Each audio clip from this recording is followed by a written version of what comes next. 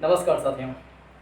मुसलमान, हिंदू, ये जो धर्म है या जातियां हैं जैसे यादव, ब्राह्मण, क्षत्रिय, ये सभी भारत की राजनीति में एक बहुत अहम रोल अदा करते हैं। जब भी कोई भी चुनाव होता है तो ये मुद्दे जो हैं बहुत तेज़ी से उभर कर आते हैं। और किसी भी चैनल पर डिबेट देख लिया जाए तो धर्म के मामले में डिबेट अक्सर होते रहते हैं। और अनेक लोगों का ऐसा आरोप है और प्रत्यक्ष रूप से ऐसा दिखाई भी देता है, दृष्टिगत होता भी है कि मुसलमानों पर कुछ इस प्रकार की टिप्पणियाँ, कुछ इस प्रकार की अभद्र टिप्पणियाँ भी की जाती हैं जो कि एक सभ्य समाज और ख़ास करके भारत जैसे देश में करना एक प्रकार से उचित नहीं है। और सिर्फ अपने चुनावी लाभ के लिए या अपने धर्म को अच्छा बनाने के लिए या तथाकथित रूप में अच्छा कहने के लिए किसी दूसरे धर्म को नीचा दिखाना बिल्कुल उचित नहीं हो सकता है। ये चाहे हिंदू धर्म की बात हो, चाहे मुस्लिम धर्म की बात हो, कोई भी धर्म हो, यदि अपने धर्म को उच्च कोटि का बताने के लिए किसी दूसरे धर्म के किसी विशेष प्रकार के जो परंपराएं होती हैं, जो उसके मान्यताएं होती हैं, उसको अगर ठेस पहुंचाने का काम किया जाता है तो ये बिल्कुल भी सही तरीका नहीं हो सकता है कि वह अपने धर्म को प्रमोट करें। इसी प्रकार से कुछ लोग ऐसे होते हैं जो अपने लाभ के लिए मुसलमानों को एक प्रकार से टारगेट करने का प्रयास करते हैं। इसमें बिल्कुल भी संशय संकोच की बात नहीं है, सभी को ये चीज़ पता है कि उनको एक प्रकार से उनका लाभ उठाया जाता है राजनीतिक तरीके से भी, और उनका गलत प्रयोग किया जाता है। इसी कारण से उनका विकास जो है भारत के परिप्रेक्ष्य में देखा जाए तो मुसलमानों का विकास शिक्षा के क्षेत्र में या अन्य क्षेत्रों में उस प्रकार से नहीं हो पाया है जिस प्रकार से अपेक्षा की जानी चाहिए। हालांकि समग्र रूप से भी देखा जाए तो ठीक प्रकार से किसी भी समुदाय का उचित स्तर पे विकास नहीं हो पाया है जिस प्रकार से होना चाहिए। चाहे महिलाओं का ले लें, बच्चों को ले लें, दिव्यांग पुरुषों का ले लें या किसी अन्य धर्मों में भी ले लें। कुछ धर्म ऐसे हैं जो अच्छे प्रकार से फलीभूत हुए हैं, लेकिन मुसलमानों में जो है वो अशिक्षा और बेरोजगारी भी कह सकते हैं कि वो उच्च कोटि में हमें दिखाई देती है। हमें सबसे पहले समझने का प्रयास करना चाहिए मुसलमान का अर्थ क्या होता है। मुसलमान मतलब होता है ऐसा व्यक्ति जो इस्लाम को माने, और इस्लाम मतलब होता है अमन, चैन। यानी कि जो व्यक्ति अमन चाहता हो, जो व्यक्ति चैन चाहता हो, जो व्यक्ति शांति चाहता हो, जो व्यक्ति लड़ाई झगड़ा नहीं चाहता है, जो व्यक्ति युद्ध नहीं चाहता, जो व्यक्ति शांति से रहना चाहता है, विश्व शांति फैलाना चाहता है, उसको मुसलमान कहते हैं। जो व्यक्ति इस्लाम के धर्म जो हैं, इस्लाम जैसे आखिरी जो रसूल हुए थे मुसलमानों में, ऐसी मान्यता है कि जो आखिरी रसूल हुए थे वो हज़रत मोहम्मद जी हुए थे।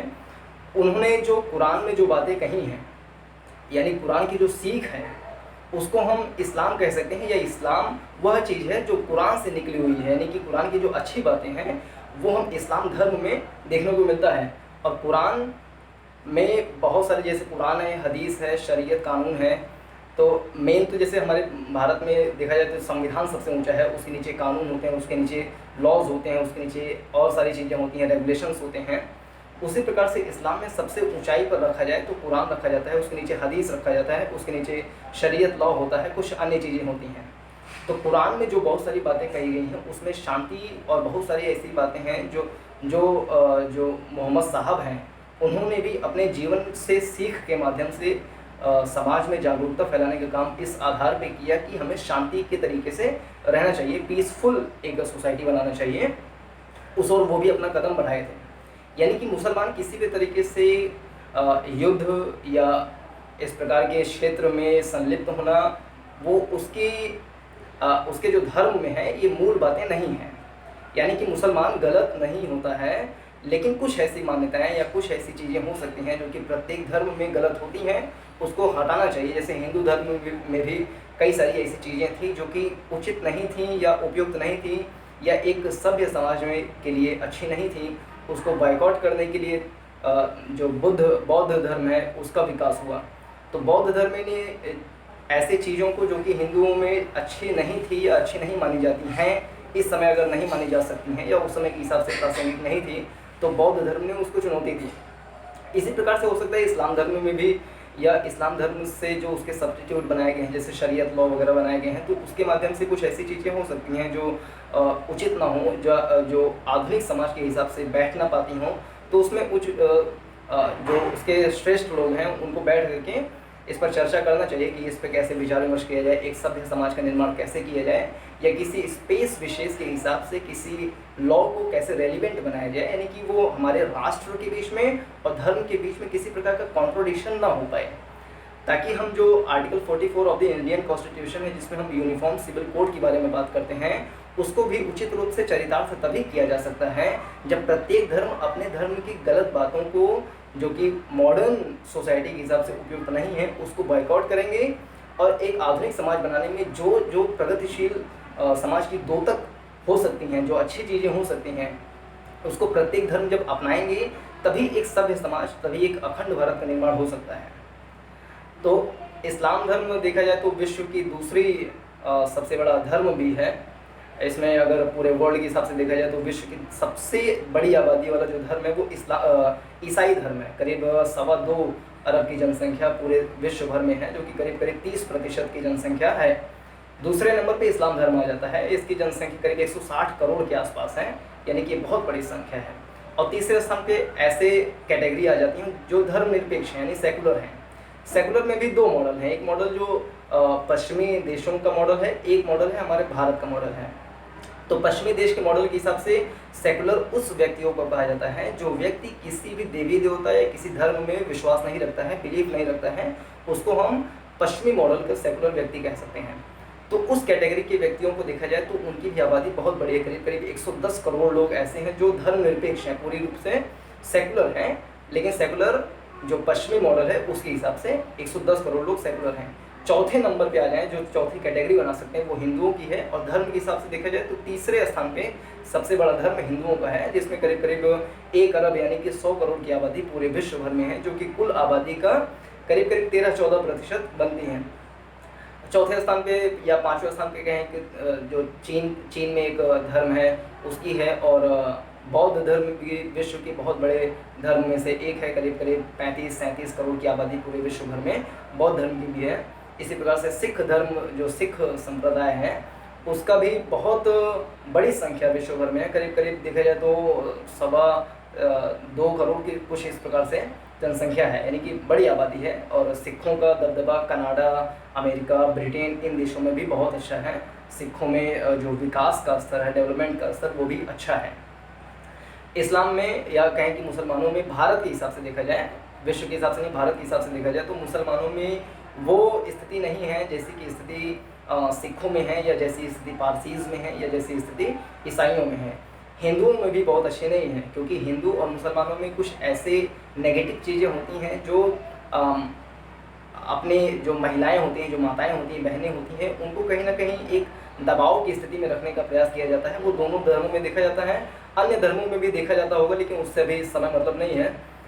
लेकिन हिंदू और मुसलमानों में बहुत सारी ऐसी मान्यताएं हैं, जैसे पर्दा प्रथा हो गया, या उनको घर के अंदर ही रहना चाहिए, चूल्हा चौका करना चाहिए, बहुत ज़्यादा बाहर नहीं निकलना चाहिए, पर्दा प्रथा वाली चीज़ें हो गई, कपड़ा कैसे पहनना है, कपड़े के ऊपर टिप्पणियाँ हो गई, या और भी बहुत तरीके के अंधविश्वास या कुरीतियाँ हैं, जिसके कारण से हिंदू और मुसलमानों की बहुत सारी माताएं बहनें जो हैं वो मुख्य धारा में उस प्रकार से नहीं आ पाती हैं कि वो भारत के इंक्लूसिव डेवलपमेंट में, या कहें कि भारत के डेवलपमेंट में अपना भी एक अहम भूमिका निभा पाएँ। मुसलमानों में भी इसी प्रकार से बहुत सारी ऐसी धारणाएँ हैं, जैसे कि पर्दा प्रथा ही ले लें, या अन्य बहुत सारी चीज़ें हैं। अगर उस पर बात करेंगे तो अभी उचित नहीं होगा, समय समय पर इससे संबंधित अन्य मुद्दों पर बातचीत करेंगे। और जनसंख्या के हिसाब से अगर भारत के परिप्रेक्ष्य में देखा जाए तो भारत में भी इसकी मुसलमानों की जनसंख्या बहुत अधिक मात्रा में, करीब करीब 19 करोड़ की जनसंख्या है 2019 और 20 के हिसाब से देखा जाए तो। और विश्व भर में सबसे ज़्यादा, या कहें कि सबसे सघन जो जनसंख्या है मुसलमानों की, वो इंडोनेशिया में है।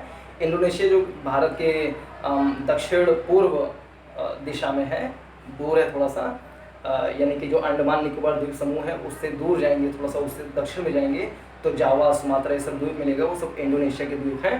तो वहाँ पे करीब करीब 23.25 करोड़ की जनसंख्या, यानी कि 23.23 crore population live in Indonesia, जो कि मुसलमान है, यानी कि सबसे घनी आबादी और सबसे बड़ी आबादी भी वहाँ पर रहती है।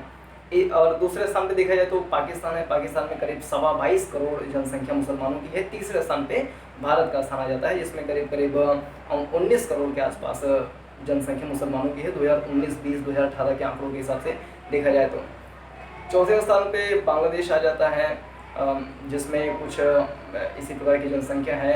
चीन में भी एक बहुत बड़ी जनसंख्या मुसलमानों की है, करीब करीब वहाँ पर 15 करोड़ की आबादी है।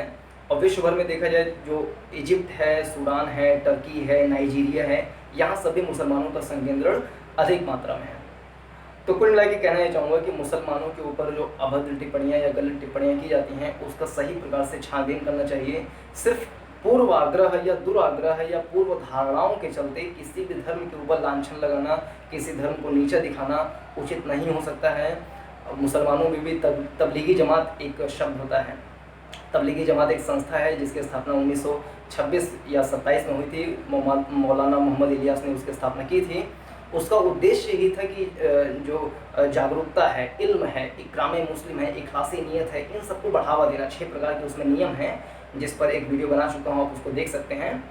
तो तबलीगी जमात के माध्यम से मौलाना मोहम्मद इलियास भारत में मुसलमानों की स्थिति सुधारना चाहते थे। यानी कि मुसलमानों को उग्र स्वभाव या अन्य बहुत सारी कैटेगरीज हो सकती हैं, उस ओर धकेलना किसी भी सभ्य समाज के लिए उचित नहीं है और ऐसा सोचा जाना भी अच्छा नहीं है। यानी कि भारत के समग्र विकास, भारत के संतुलित विकास, भारत के समावेशी विकास के लिए हिंदू मुसलमान को एक साथ आना होगा।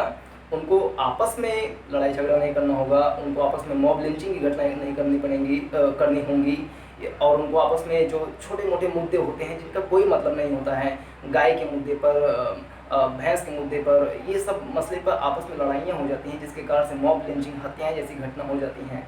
तो ये सभी भारत जैसे देश के लिए उचित नहीं है।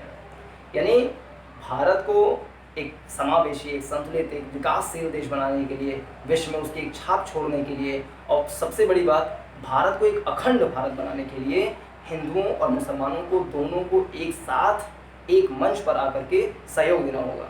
तो इस वीडियो में बस इतना ही। इस वीडियो को देखने के लिए बहुत बहुत धन्यवाद। अपने सुझाव, अपने राय इस वीडियो के कमेंट सेक्शन में दे सकते हैं। जय हिंद, नमस्कार।